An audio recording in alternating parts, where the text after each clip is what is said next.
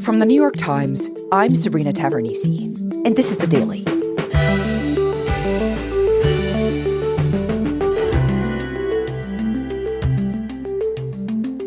Yesterday on the show, we went inside Donald Trump's campaign for president to understand how he's trying to turn a mountain of legal trouble into a political advantage. Today, we turn to the re-election campaign of President Biden. I spoke with my colleague, Reid Epstein, about why what looks like a record of accomplishment on paper is turning out to be so difficult to campaign on.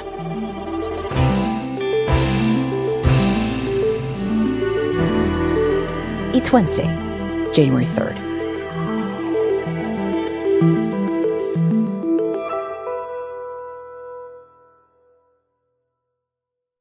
Reid, hi. Sabrina, hi. So, Reid, yesterday our esteemed colleague, Maggie Haberman, was on the show, and she was talking about Donald Trump's 2024 campaign strategy. And fittingly, we come to you to talk about what Joe Biden's 2024 strategy will be like. Biden, of course, has presided over a relatively strong economy. He's passed a bunch of legislation, some of it very sweeping, some of it even bipartisan, despite historic levels of partisanship. And the presumptive nominee on the other side is facing 91 felony counts. And yet, and I know it's early, but I have to be honest, so far it's been a little hard to figure out what Biden's message actually is. So, Reid, what is Biden running on? Well, part of Biden's problem is that a lot of these things that you articulated that should be strengths for him, frankly, are not. They're political weaknesses. He's been trying to sell his record and trying to explain to people that their lives are better under him. But the thing that you're seeing is that a lot of these things that Biden accomplished, he's not able to talk about because voters don't think that they're selling points. Can you give me an example? Well, the economy is really the biggest one. All of the indicators that we have on the economy would tell you that the economy is booming, that things are going great. But if you ask people about how they feel about the economy, they don't feel good about it. People see that prices are still up. They see that they can't buy a house because the interest rates are high. And so none of that is great for Joe Biden. Joe Biden is determined to reward hard work. They spent about $40 million in battleground states. Over 12 million jobs have been created. Trying to sell the president's economic record. Bidenomics. Bidenomics. We're investing in places and people that have been forgotten. They've been invisible. And the net effect of that so far has not been any great change in the polls. In fact, the polls for Joe Biden have gotten worse. And it seems pretty clear. I'm Joe Biden, and I approve this message. That the advertising that they've done has not really worked.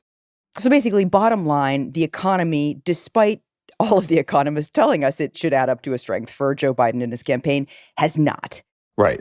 What are the other accomplishments, aside from the economy, that he could be running on that would potentially be a strength?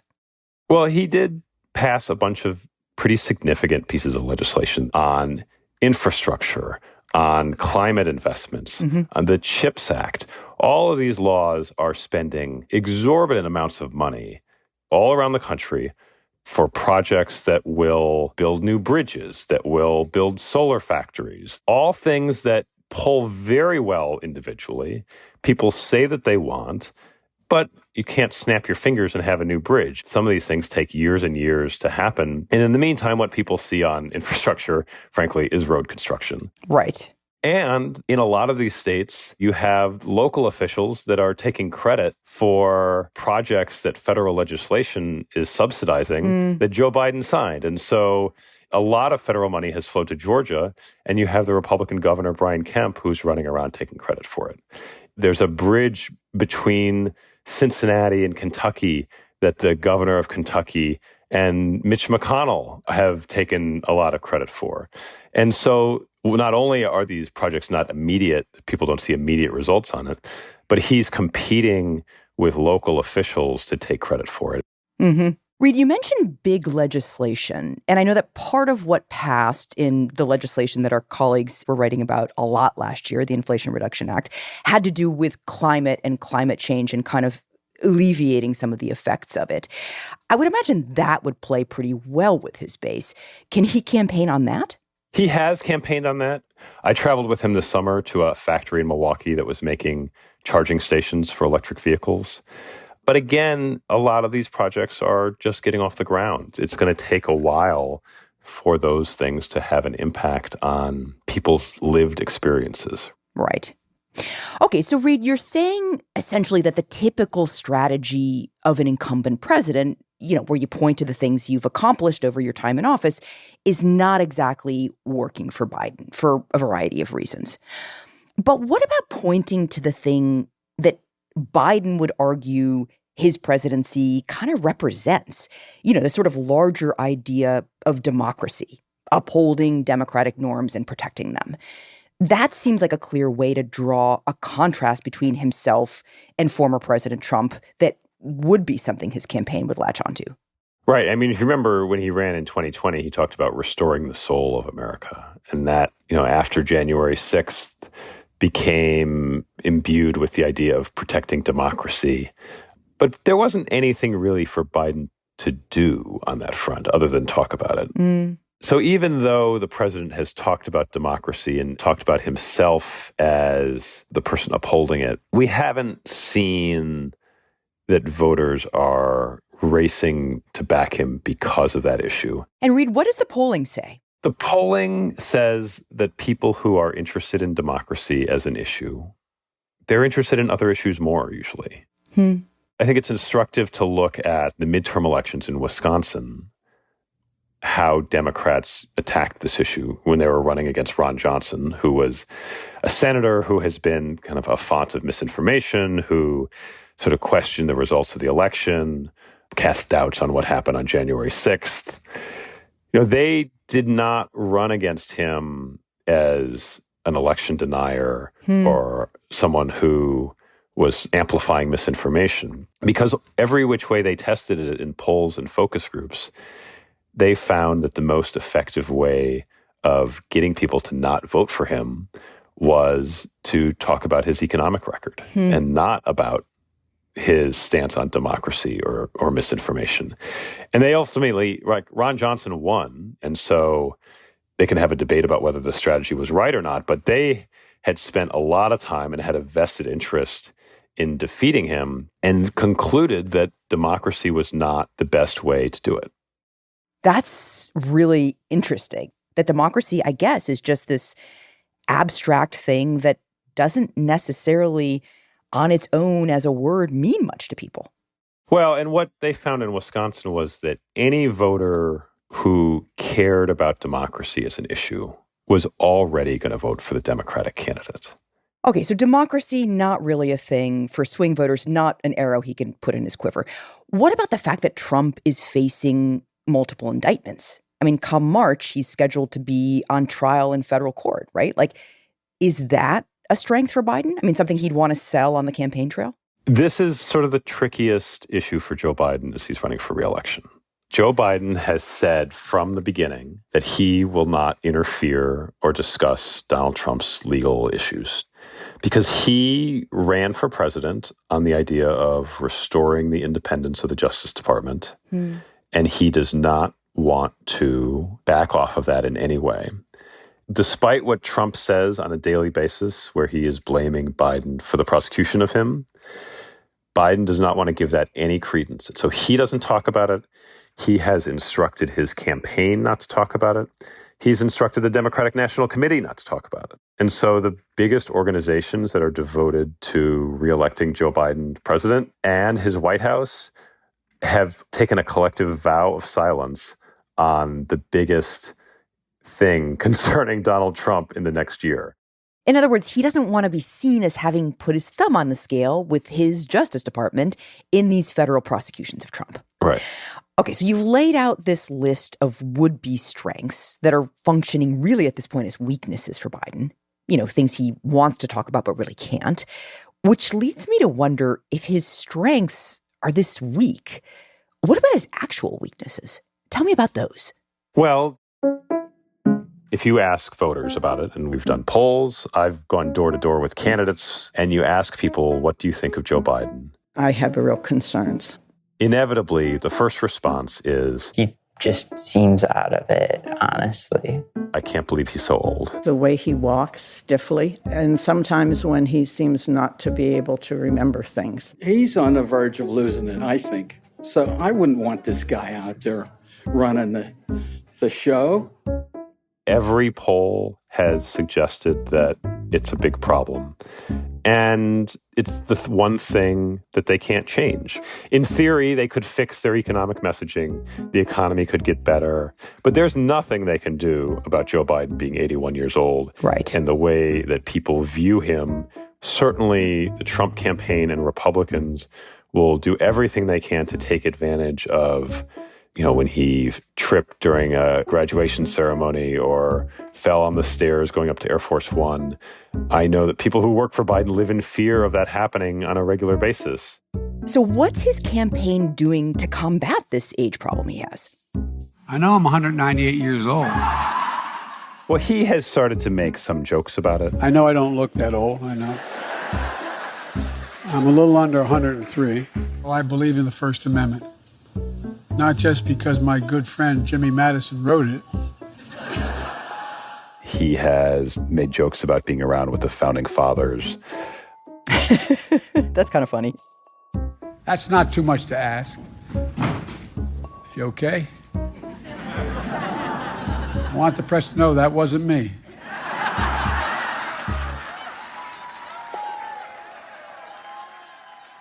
But he hasn't fully leaned into the age question in a way that experience is what the country needs, which frankly leaves him vulnerable when he does have senior moments. Everybody has dealt with aging relatives, grandparents, parents, and seen how people slow down when they get older. And the real danger is that people start to see that in him and wonder whether he's up for the job. So what are they doing instead then? What's the strategy? Just not have him out there so he won't potentially trip? What's going to happen? Well, he doesn't do as many events, certainly as Barack Obama did when he was running for re-election. His days are shorter than other presidents. He doesn't do a lot of one-on-one interviews with sort of mainstream straight news reporters. Instead, they have tried to sort of package him in a way online and have people vouch for him in the press. I'm here to tell the truth about the Biden-Harris record and also compare. Gavin Newsom, the governor of California, did a debate against Ron DeSantis on Fox News, where Newsom spent much of the debate defending the Biden record. Biden administration, the last 3 years, it's been a massive. Joe Biden paying you tonight? 3.9%. I thought this was state versus state. No, but it's about the United States of America. I thought this guy was running for president of the United States. It almost sounded like he thought that it was on the rest of the party to pull Joe Biden over the line, as opposed to Biden doing it himself. Usually in a presidential election, it is on the candidate to do that, not necessarily on his surrogates. But because of Joe Biden's age, because his own popularity is so low and the popularity of many of his surrogates are so high, Newsom and others have come to the conclusion that they have to be the ones to convince voters to vote for Joe Biden, almost more than Joe Biden doing it. So, Reid, taking all of this together, what kind of path does that leave Biden in his campaign? Well, Joe Biden, as we talked about, is not very popular. Voters think he's very old. But the upside for him is that he appears to have the good fortune of running against Donald Trump, who's even less popular than he is. In politics, like in everything else, you have to play to your strengths. And it's left him to try to make the case to voters that he's better than Donald Trump.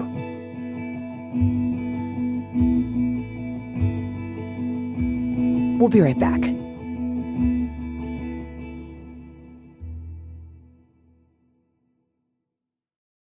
So, Reid, you just explained to me all of the things Biden wants to talk about but can't, and then this thing he doesn't want to talk about, his age, but kind of has to. And that's a pretty tough needle to thread. How is Biden going to handle this? What's his campaign actually going to focus on? Well, the biggest issue for Democrats in this moment is abortion. It is the issue that energizes more Democrats to vote than any other issue. And it is the issue that turns more Republicans and swing voters to vote for Democrats than any other issue. They have seen the success of running on abortion from the midterms to the Wisconsin Supreme Court election in April, to the governor's race in Kentucky in November and a referendum on abortion rights in Ohio that won 57% of the vote in a deeply red state. And so one of the big challenges for the Biden campaign, frankly, and for Democrats running for Congress and the Senate, will be to make it clear to voters that abortion rights are on the ballot next November. And so we have started to see this from candidates for the House and Senate. It's a little more complicated for Joe Biden because he has a long and tortured history with abortion rights. He doesn't say the word abortion with much frequency when he says it at all. Being an 80-year-old Catholic, it's difficult. Being an 81-year-old Catholic who, for much of his career in politics, was not a staunch proponent of abortion rights up until his last presidential campaign. And so one thing that we have seen from his supporters when they offer him unsolicited advice is that he needs to say the word abortion more often. They see the power of this issue in their constituencies, in their states, and they are pressing the White House in public and private to have Biden say the word abortion and make his campaign a referendum on abortion rights. Okay, so his campaign wants him to say the word abortion more, wants abortion to be kind of a part of his campaign. But what would he actually say about it? Because, I get how Democrats at the state level would want to talk about it, because abortion is playing out at the state level right now. But what's the point of someone running for president talking about it? I mean, it's not being decided at a federal level.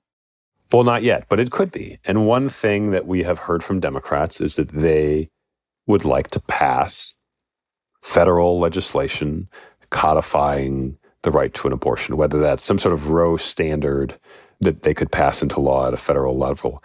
But at the very least, what they have is scaring people about what Republicans would do if they had the White House in control of both chambers of Congress. Because that seems pretty clear, at least what they have said they would do. Some of that has played out in the Republican presidential debates.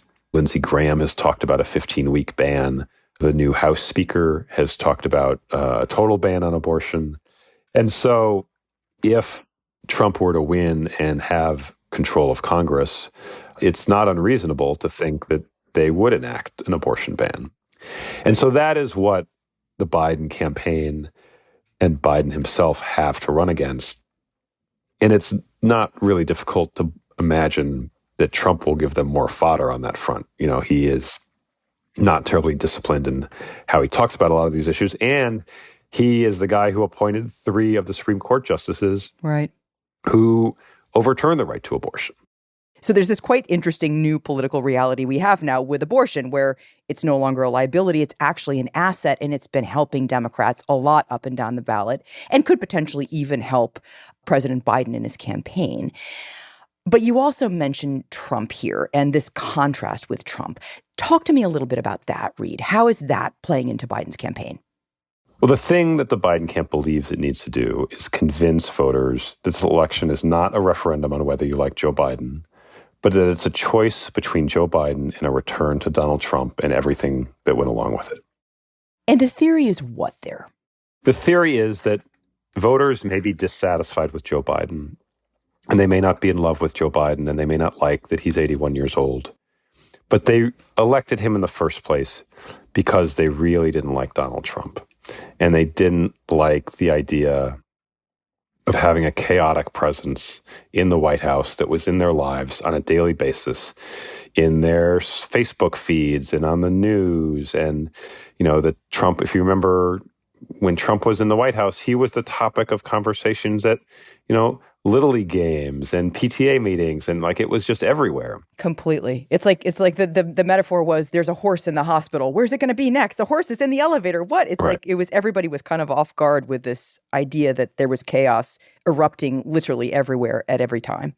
And what Biden was a promise to not be chaotic, that you could live your life and go through many days at a time without thinking about Joe Biden and without thinking about the president. Right. So they're betting that this chaotic presence is going to come roaring back onto the political scene, and suddenly everybody's going to remember who this guy is. Right. But their problem is that Trump is much easier to ignore now than he was when he was in the White House. The cable networks don't carry his rallies live. He's not active on the major social media platforms. News of him is a little more siloed than it was before. And so part of the challenge for the Biden campaign, frankly, is putting Trump back in those people's lives. Donald Trump often says we're now, quote, we're now a failing nation. We're a nation in decline. And so we've seen a conscious shift from the Biden campaign and even from Biden himself in turning their campaign into a not Trump apparatus. We always believe diversity is our strength as a nation. I don't believe, as the former president said again yesterday, that immigrants are polluting our blood. Because their bet is that if people can hear Trump saying things that are outrageous, but not so out of character for Donald Trump. Trump says the Constitution gave him, quote, the right to do whatever he wants as president, end of quote. It will remind people of the chaos they did not like when he was the president. Just remember how the pandemic hit black businesses especially hard. How my predecessor, on his watch, women and minority-owned small businesses found themselves last in line to access emergency relief. And scare people into voting for Joe Biden and against Donald Trump.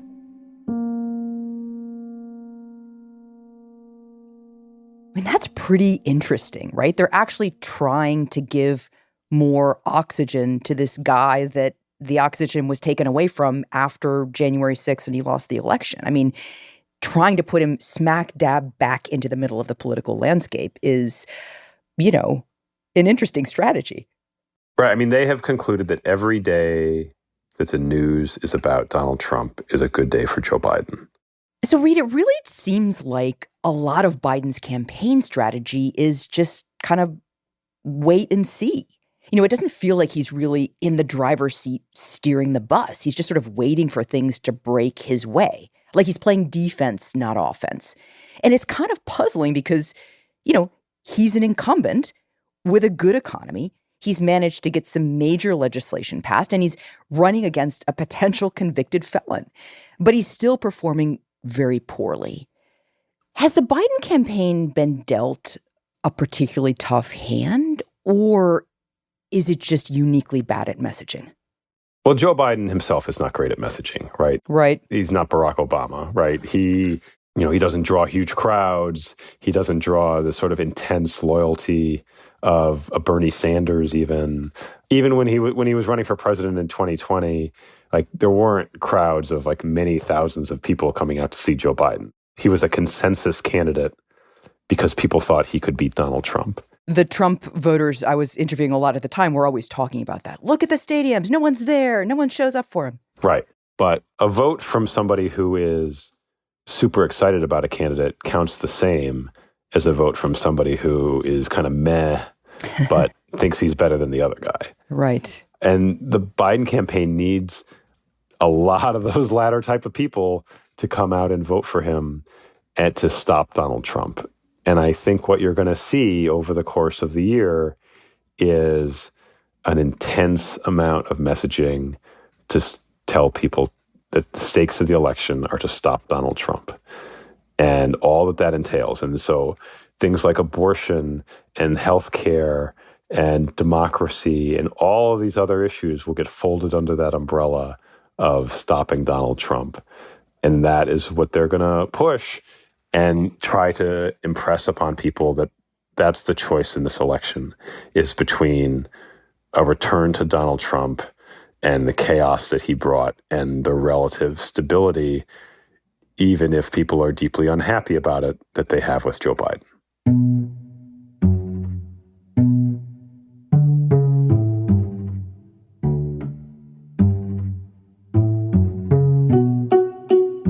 Reid, thank you.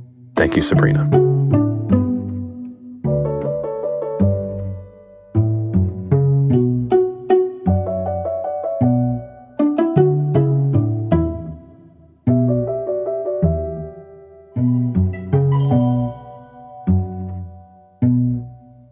We'll be right back.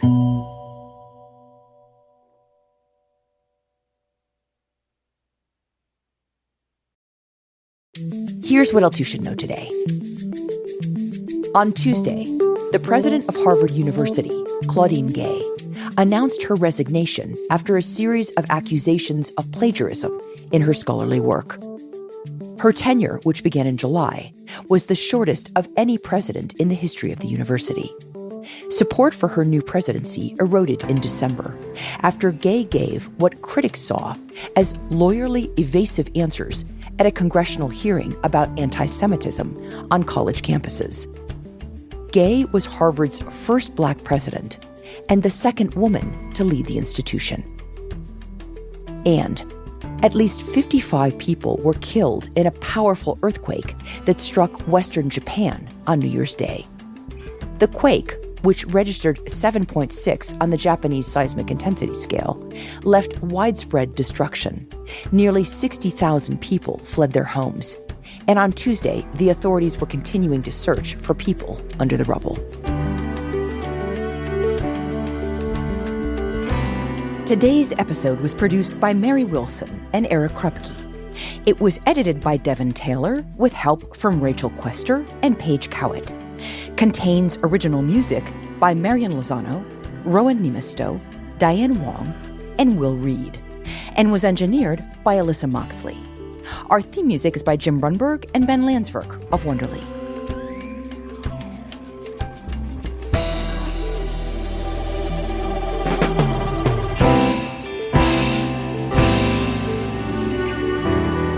That's it for The Daily.